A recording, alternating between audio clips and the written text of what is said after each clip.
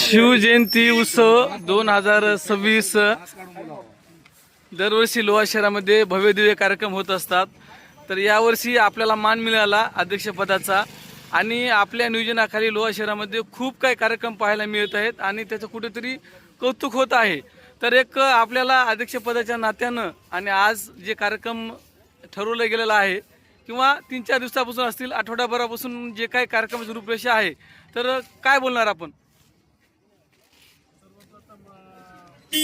आदरणीय चिखलीकर साहेब, अरुण पाटील चिखलीकर साहेब, सचिन पाटील चिखलीकर साहेब आणि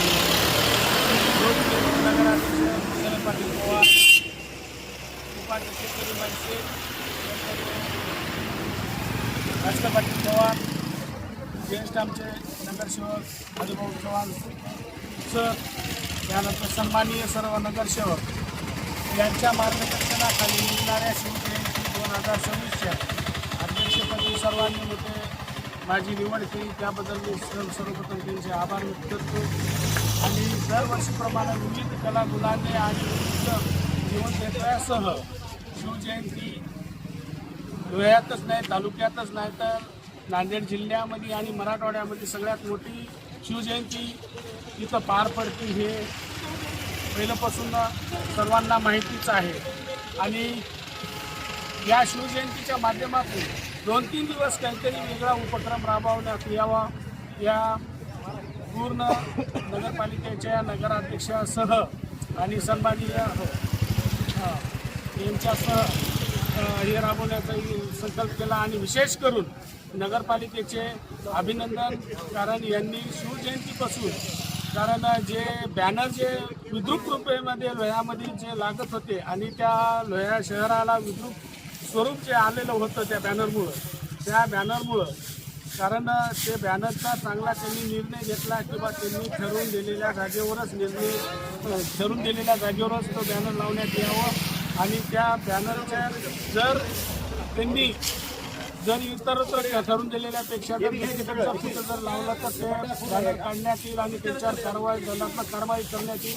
हा अतिशय उत्तम आणि चांगल्या पद्धतीचं त्यांनी निर्णय घेतला। सर्वात प्रथम मी अध्यक्ष या नात्यानं माझ्या म्हणजे शिवजयंती मंडळाच्या वतीनं लावलेलं पहिलं बॅनर त्यांनी नगरपालिकेनं काढलं। मला प्रश्न विचारले लोकांनी किंवा तुमचं बॅनर काढलं, तर मी त्याला सांगितलं प्रथम देव मोठा आणि तिच्या बाद कायद्याच्या समोर कोणी नाही। आणि त्यांनी जो निर्णय घेतलेला आहे कायद्याच्या स्वरूपामध्ये घेतलेला असल्यामुळे मी त्यांचं स्वागत केलेलं आहे। त्यामुळं या बॅनरचं आणि यांनी जे बॅनरसाठी जो सर्वात महत्त्वाचा जो उपक्रम राबवला त्याबद्दल त्यांचं खूप खूप अभिनंदन करतो।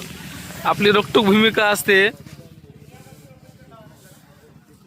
नेहमीच आपली रोखठोक भूमिका असते। तर यानंतर असाच बॅनरचं जे निर्णय घेतलेला आहे आणि खरंच कौतुकास्पद निर्णय आहे, असंच राहणार का आणि आपलं योगदान राहणार का? 100% आहे। कारण